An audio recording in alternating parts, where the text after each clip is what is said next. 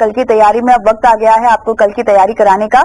हमारे साथ अब जुड़ रहे हैं रिलायंस सिक्योरिटीज पर head strategy mister Vinod Modi, और साथ ही आपको सुपर शेयर्स पर सलाह देने के लिए हमारे साथ जुड़ रहे हैं एंजल वन के senior technical analyst Devansh Shah. आप दोनों का स्वागत है इस खास पेशकश में। तो सबसे पहले विनोद आपके पास आऊंगी मैं। काफी अहम दिन मॉनेटरी पॉलिसी के लिहाज से, लेकिन उसके अलावा जिस तरह से आज हमने तेजी देखी है बाजार में, ये किस तरह का रुख लेती हुई दिखाई दे रही है? नवरात्रि का भी पहला दिन है, क्या जोश उमड़ता हुआ दिखाई दे रहा है?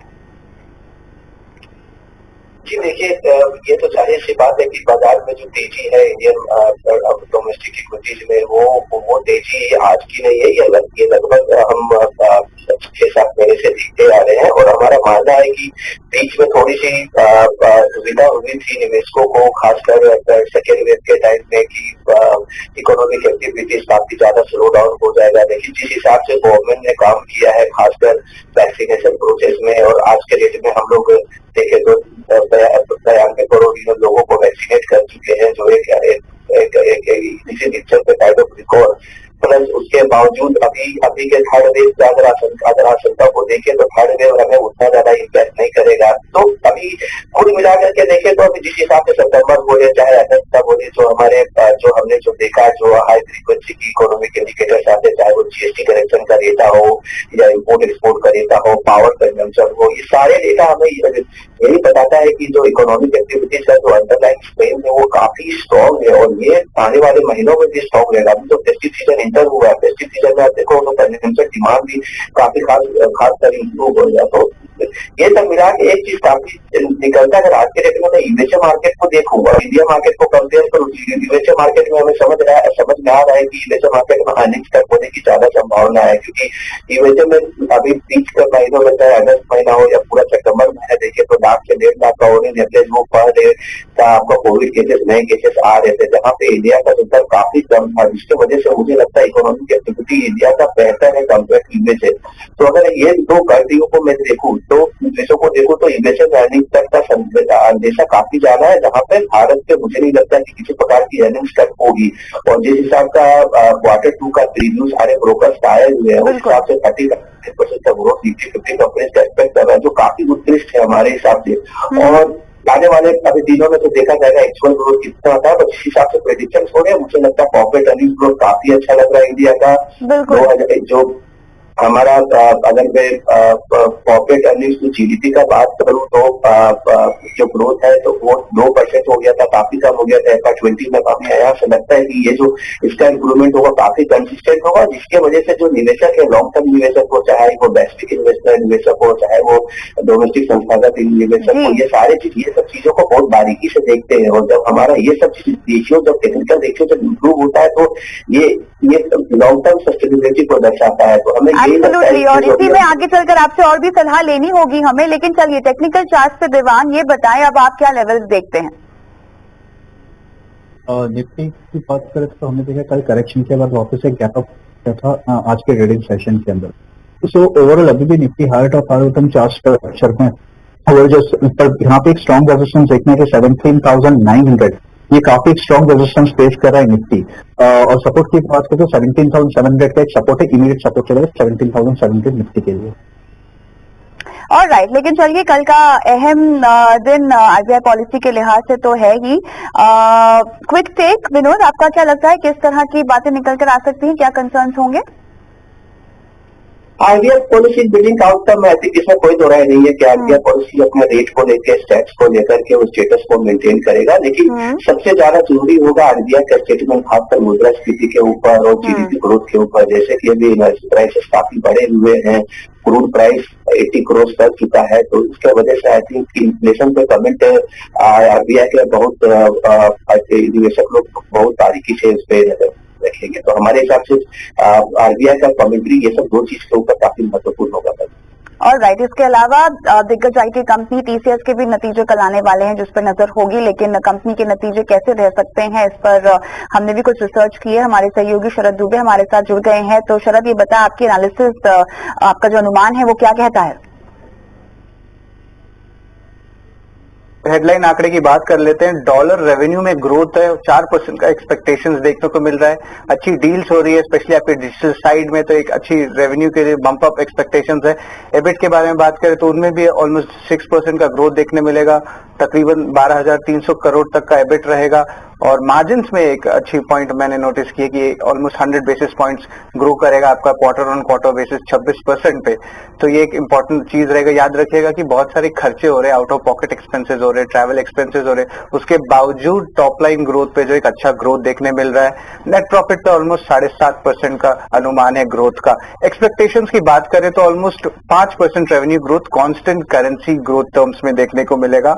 और उसके अलावा जो ओवरऑल डील्स है, सारे सेगमेंट्स में जो है अच्छी डील्स की जो है सेगमेंट में होप है। और उसके अलावा आपके जो डिजिटल साइड है, जो ऑलमोस्ट 40 to 60% रेवेन्यू कंट्रीब्यूट करते हैं, उस पर मैनेजमेंट कमेंट्री भी हम लोग नोटिस करेंगे। और एक्सपेक्टेशन से स्ट्रीट की जो मैनेजमेंट की गाइडेंस है, उसमें जो है एक अच्छी ग्रोथ देखने मिली। ओवरऑल जो अगर बात करें तो हमारी जो सस्टेनेबिलिटी है डबल डिजिट रेवेन्यू ग्रोथ की, उस पर फोकस रहेगी स्टॉक पे।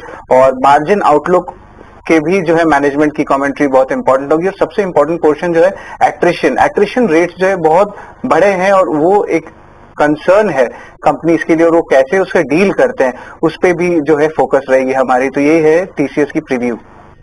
और राइट, शुक्रिया अनुमान बताने के लिए यहाँ पर। लेकिन चलिए हमारे गेस्टों से भी पूछ लेते हैं। दिवांग, बताएं आपका आकलन क्या कहता है?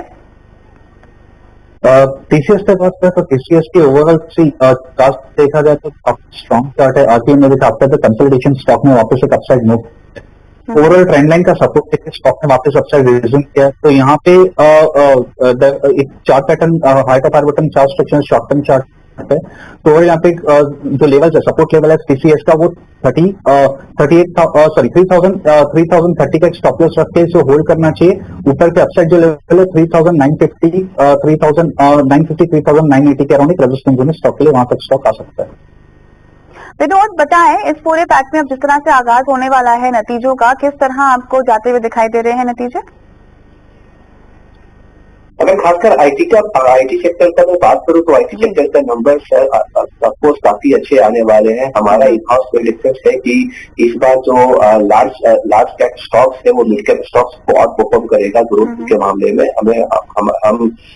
हमारा मानना है कि ये लार्ज कैप स्टॉक्स है, टीसीएस हो गया, इन्फीज चाहे एचसीएल टेक, ये सारे का ग्रोथ 6 से 6.5% के बीच में होगा। और जहां पे मिड कैप का ग्रोथ हम 5 से 5.5 का अनुमान लगा रहे हैं। तो अगर ये ग्रोथ रेट है, हमें लगता है कि जिस हिसाब से ये सारे आईटी कंपनीज का जो डील विल्स काफी इंप्रूव हो रहे हैं, ऑर्गेनिकली और इनऑर्गेनिकली भी वो लोग काफी प्रयास कर रहे हैं डील विल्स लेने में।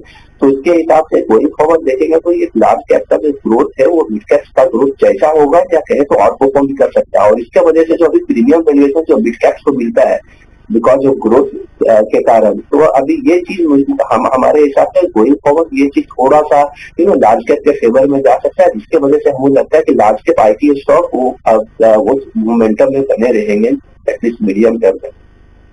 हमारा व्यू हम लोग लार्ज कैप में एचसीएल टेक और इन्फी में काफी पॉजिटिव।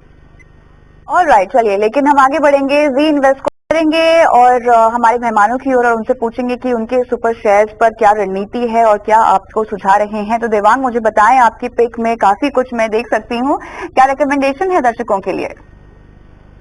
फर्स्ट मेरा रहेगा फार्मा सेक्टर के अंदर। जी, हमने देखा कि फार्मा सेक्टर में काफी अच्छे अपसाइड रिज्यूम किया था। उसके बाद कल एक करेक्शन आया था स्टॉक के अंदर। यहाँ पे सन फार्मा देख सकते हैं, बिकॉज हमने देखा कि करेक्शन में सन फार्मा में 50% के रिट्रेसमेंट को उसने सपोर्ट लेकर वापस अपसाइड रिज्यूम किया है। यहाँ पे सन फार्मा खरीदने की सलाह रहेगी, वापस रखनी चाहिए। सन फार्मा के अंदर 789 का टारगेट ऑफ 854। केवल एक ही पिक है आपकी यहाँ पर? ये नहीं, सेकंड स्टॉक है हमारा जो M&M महिंद्रा एंड महिंद्रा के ऊपर। तो हमने देखा कि महिंद्रा ऑटो सेक्टर ने काफी अच्छा परफॉर्म किया आज के दिन में और काफी स्टॉक से ब्रेकआउट किया है। इसमें से महिंद्रा एंड महिंद्रा जो एक काफी अच्छा ब्रेकआउट देखने मिला है डेली चार्ट के ऊपर विद वॉल्यूम के साथ ब्रेकआउट देखने मिला है। ओवरऑल चार्ट स्ट्रक्चर की बात करें तो height of higher bottom chart structure में also short term moving average को सपोर्ट लेकर अपसाइड रिज्यूम किया था। तो यहाँ पे महिंद्रा एंड महिंद्रा खरीदने की सलाह रहेगी, स्टॉप लॉस रखने से 853 का टारगेट ऑफ 910। चलिए, तो केवल 2 कॉल देना चाहेंगे आप आज? यस। ऑलराइट, विनोद, ये बताएं आपका रुझान किस सेक्टर में होगा, खासतौर से अगर हम जिस तरह से होटल इंडस्ट्री की बात हमने सुनी भी, पुनीत चटवाल जी कह भी रहे थे कि अब तेजी से रिकवरी का मोड़ आता हुआ हम देखेंगे। क्या लगता है आपको, इस पूरे सेक्टर की दशा और दिशा आपको क्या लगती है? देखिए, जहां तक इन्वेस्टमेंट का सवाल है तो एक चीज काफी क्लियर है हमारे देश में कि जो अभी हमारा देश है आज के डेट में, this is at the beginning of capex revival थी। तो जो इन्वेस्टमेंट साइकिल है हमारा बेस उस पे, तो जब इन्वेस्टमेंट साइकिल जब इंप्रूव होती है तो खासकर जो कैपिटल इंटेंसिव सेक्टर्स होते हैं ये सब काफी खासा डिमांड में आ जाते हैं। तो हमारा मानना है कि यहाँ पे अगर कैपेक्स रिवाइवल होता है तो इसमें से सबसे ज्यादा जो लाभान्वित होता है सेक्टर उसमें से फाइनेंशियल है। तो मुझे लगता है फाइनेंशियल में अभी भी काफी स्टील वेट है जहाँ से मार्केट को भी मूव करा सकता है because of heavy weight index है ये। तो फाइनेंशियल में हमारा नजरिया काफी सकारात्मक है। अलॉन्ग विद फाइनेंशियल हमें लगता है कि इंफ्रास्ट्रक्चर में कुछ क्वालिटी स्टॉक्स है जो अभी हाल के दिनों में करेक्ट हुए, जैसे KNR कंस्ट्रक्शन के हैं, तो ये स्टॉक्स में अभी काफी बढ़िया लगता है। स्टॉक्स अभी आने वाले समय में अभी आपको दिखेगा कि ऑर्डरिंग फ्लो काफी इंप्रूव होगा, क्योंकि NHI आज भी बोल करके गया है कि जो उनका टारगेट है अवार्ड प्रोजेक्ट करने का वो काफी इंटैक्ट है। प्लस इंफ्रा के अलावा अगर मैं देखूं तो थोड़ा साइक्लिकल से अगर मैं चाहूँ तो रियल एस्टेट में जिस हिसाब से हम लोग रजिस्ट्रेशन मुंबई का देख रहे हैं, आज शोभा डेवलपर्स का देखेंगे, मैक्रोटेक का जो नंबर जो प्रोविजनल नंबर आए क्वार्टर, तो जिस हिसाब से जैसा ये सब कंपनी लगा रहे हैं आने वाले क्वार्टर में तिमाही में, तो उस हिसाब से लगता है कि रियल एस्टेट में भी काफी ज्यादा ट्रैक्शन होने को बाकी है। और एक चीज ये है कि ये सब प्लस मेटल्स को भी हम लोग अभी भी इतने मेटल्स में रैली हुई है, लेकिन इसके बावजूद भी मेटल्स का इन्वेस्टमेंट काफी कंफर्टेबल लगता है। ऑलराइट, तो चलिए इन तमाम सेक्टर्स पर आपकी नजर है और इसी के साथ मैं आप दोनों का शुक्रिया करना चाहती हूँ। आप शो पर आए और दर्शकों को कल की तैयारी के लिए टिप्स दिए, लेकिन शो खत्म करें उससे पहले आपको बता दें कि कल कहाँ कहाँ नजर होगी। तो सबसे पहला